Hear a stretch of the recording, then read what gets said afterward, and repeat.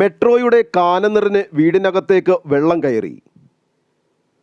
ദുരിതത്തിലായത് ആലുവയിൽ വർഷങ്ങളായി താമസിക്കുന്ന ഒരു കുടുംബം. ഇതാണ് വീടിൻ്റെ അകത്ത അവസ്ഥ.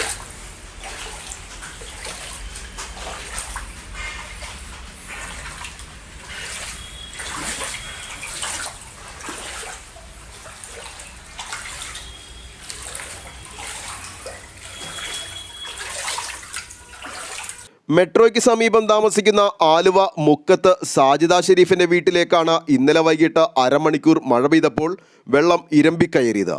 വീട്ടിലെ സോഫയും അടുക്കളയിലെ ഉപകരണങ്ങളും വെള്ളത്തിലായി.